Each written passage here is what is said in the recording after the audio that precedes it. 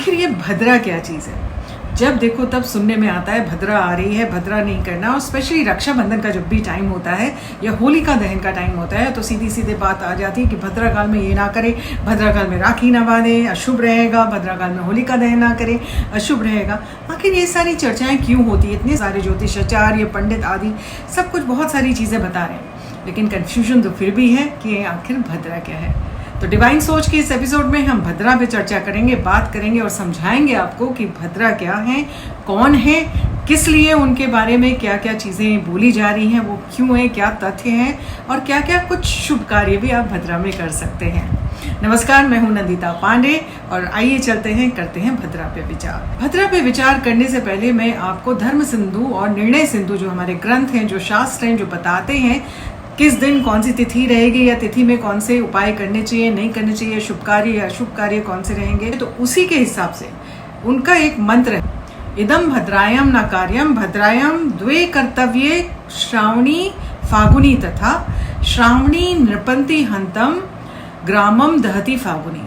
यानी कि मतलब क्या है इसका कि इदम भद्रायम ना कार्यम, यानी कि भद्रा में ये कार्य ना करे, भद्रा में द्वे कार्य नहीं करने, दो कार्य नहीं करने चाहिए, जो कि स्पेशली श्रावणी पूर्णिमा हो या फिर फागुनी पूर्णिमा हो। उस समय अगर भद्रा व्याप्त है तो ये कार्य उनको वज्रत है।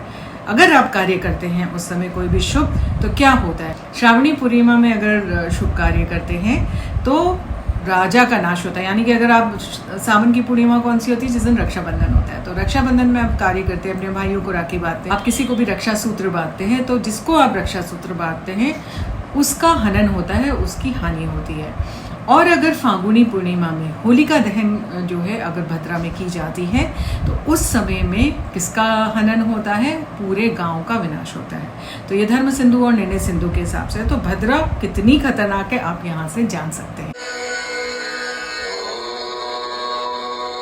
भद्रा कौन थी, उनकी उत्पत्ति कहाँ से हुई, कैसे हुई, तो इस बारे में चर्चा कर लें। तो सबसे पहले आप ये जान लीजिए कि भद्रा कोई नॉर्मल साधारण व्यक्ति नहीं थी, वो सूर्य देव और छाया की पुत्री थी।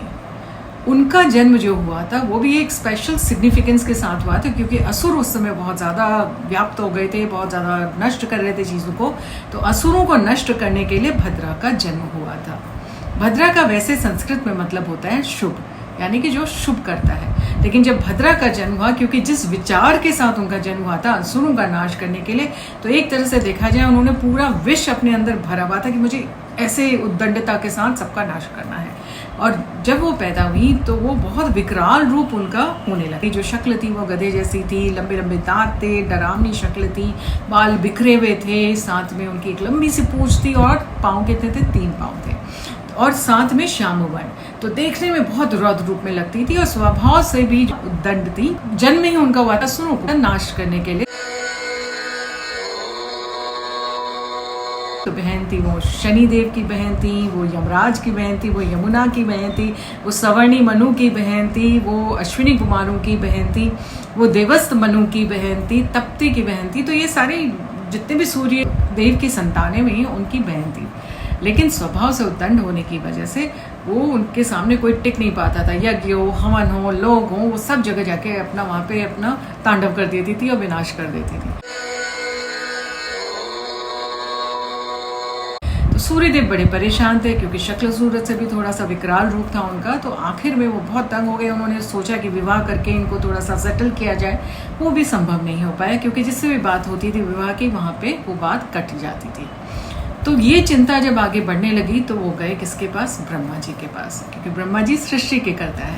उन्होंने कहा, हे ब्रह्मदेव, आपके पास आया हूँ, विनती लेके आया हूँ, क्योंकि सृष्टि के तो कर्ता रचयिता आप ही हैं और ये भी आप ही की रचना है। आप इनका कल्याण करें, क्योंकि मुझे इसका भविष्य समझ में नहीं आ रहा, इसको मैं क्या करूँ, कहाँ पे स्थान दूँ, क्या ऐसा मैं करूँ कि ये शांत हो जाए। तो ब्रह्मदेव ने भद्रा को बुलाया, उनको समझाया, लेकिन उन्होंने कहा कि ठीक है, चलो तुम्हारे मेरे बीच में एक पैक्ट हम रखते हैं, मैं तुम्हें एक पूरे पंचांग में, पूरे काल में एक बहुत स्पेशल स्थान देता हूँ और उस स्पेशल स्थान पे तुम्हारा सब सम्मान करेंगे, असुर हो देवता हो सारे सम्मान करेंगे और तुम्हारी पूजा भी करेंगे। और तुम उसी समय काल में जो भी अगर तुम्हारी पूजा नहीं कर रहा है उसको अगर तुमको परेशान करना है तो तुम करना। तो पंचांग में जो करण के स्थान होते हैं, तो 7वां करण जो विष्टिकरण होता है उसमें भद्रा को स्थान दे दिया गया। भद्रा भी मान गई। उन्होंने बोला ब्रह्मदेव ने कि तुम कहीं पे भी विचर सकती हो, तुम स्वर्ग में भी विचर सकती हो, तुम मृत्युलोक में भी विचर सकती हो, पृथ्वी पे भी, तुम पाताल में भी जा सकती हो, जहाँ तुम्हें घूमने का मन है घूमो। लेकिन ये जो विष्टिकरण है, इस समय जो तुम्हारा सम्मान नहीं करेगा, तो जो तुम्हारी पूजा नहीं करेगा, तुमको उसका विनाश करना है, तो तुम्हें उसकी इजाज़त है, स्वीकृति है। तो भद्रा भी मान गई और उसके बाद उन्होंने बाकी देवी देवताओं को परेशान करना बंद कर दिया।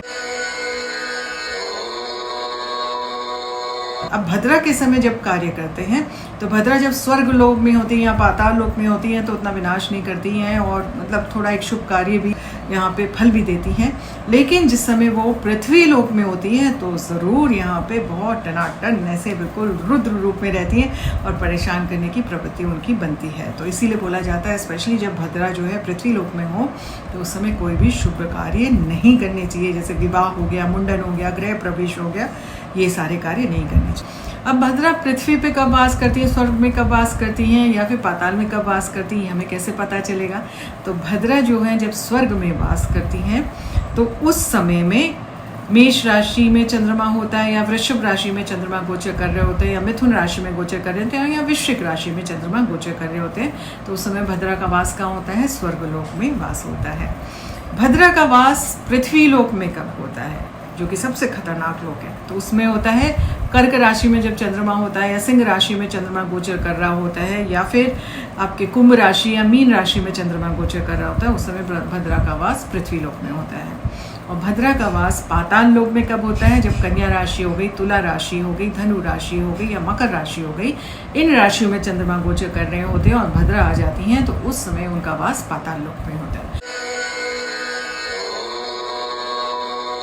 भद्रा के बहुत सारे पार्ट्स होते हैं, लगभग 7.5 घंटे के आसपास का उनका वास होता है।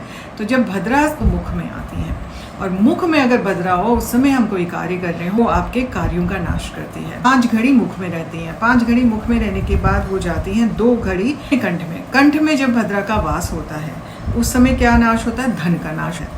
उसके पश्चात हो जाती है 11 घड़ी, और कहाँ पे रहती है? हृदय में रहती है। तो हृदय क्या हो गया? सांस लेते हैं आप, आपके प्राण होते हैं, तो प्राण का नाश होता है।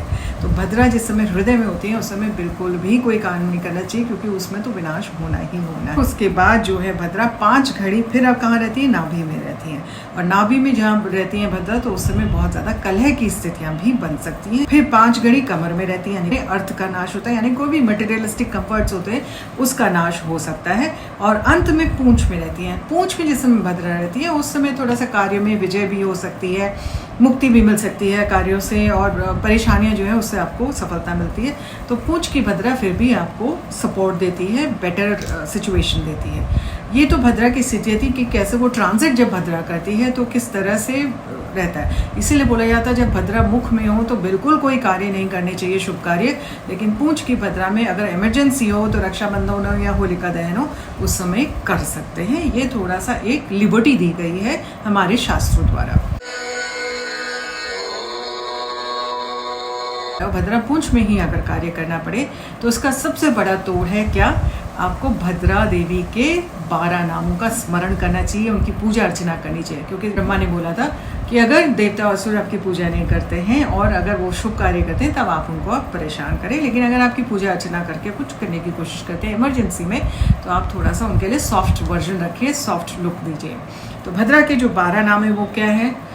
भद्रा नाम हो गया, धान्या नाम हो गया, भद्रकाली हो गया, महारुद्रा हो गया, दधिमुखी, महामारी, कालरात्रि, खरनाना, विष्टि, कुलपुत्रिका, भैरवी, महाकाली, असुर, क्षयकारी। तो ये भद्रा के 12 नाम हैं। इन 12 नामों का अगर आप जप करते हैं तो बहुत शुभ रहता है और फिर उसके बाद चीज़ें संभलनी शुरू हो जाती हैं। पर भद्रा क्या केवल नेगेटिव है? बिल्कुल नहीं। इस चीज़ का भी आप देखिए एक सिक्के के 2 पहलू होते हैं। एक साइड अगर नेगेटिव है तो दूसरी साइड पॉजिटिव भी होता है। भद्रा पॉजिटिव भी है। आखिर संस्कृत में तो उनका नाम भद्रा का मतलब भद्र पुरुष बोलते हैं, यानी कि अच्छा इंसान, तो शुभ इंसान। तो उसी तरह से भद्रा मतलब संस्कृत में शुभ होता है। तो वो कुछ एक चीज़ों में शुभ फल भी देती हैं। किन चीज़ों में शुभ फल देती है? अगर आप तांत्रिक है, तंत्र मंत्र साधना करते हैं, ध्यान करते हैं, तो ये समय जो होता है भद्रा शुभ फल देती हैं। कोर्ट कचहरी के मामले हों, किसी भी राजनीतिक उथल-पुथल हो या पॉलिटिकल स्टैंडिंग से संबंधित कोई भी डिसीजन हो या कार्य हो, उस समय अगर भद्रा व्याप्त है तो वो भी विजय लेकर के आती हैं।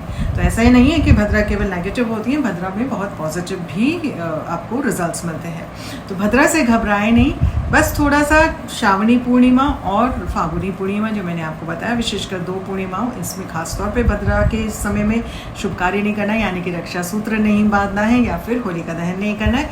अन्यथा भद्रा अच्छी भी फल देती है अगर आप उससे संबंधित कार्य करते हैं। तो अगर आपको हमारे वीडियोस पसंद आते हैं तो प्लीज़ कृपया लाइक, शेयर, कमेंट अवश्य करें। दूसरी चीज़ है कि अगर आपको कोई पर्सनल गाइडेंस चाहिए तो आप अवश्य मेरे इधर लिखे हुए वेबसाइट और डिटेल्स में आप हमें कांटेक्ट कर सकते हैं। हम आपको पर्सनल गाइडेंस देते हैं। आप मेरी वेबसाइट में विजिट कर लीजिए, क्वेरी सेक्शन चेक कर लीजिए, बहुत सारे ऑप्शंस हैं that you can connect with. लेकिन कमेंट करना मत भूलिए और शेयर करना मत भूलिए, क्योंकि हमारी जो सनातन धर्म है ना, it's a philosophy of life. क्यों किया जाता है, कुछ चीज़ें काहे मना की जाती हैं, उन सब के पीछे बहुत ज़्यादा साइंटिफिक रीज़न भी है, सुपरस्टिशन नहीं है। तो ये सारी चीज़ें हम बताने की कोशिश कर रहे हैं, अपने यंगस्टर्स और यंग जनरेशन को भी बताने की कोशिश करें।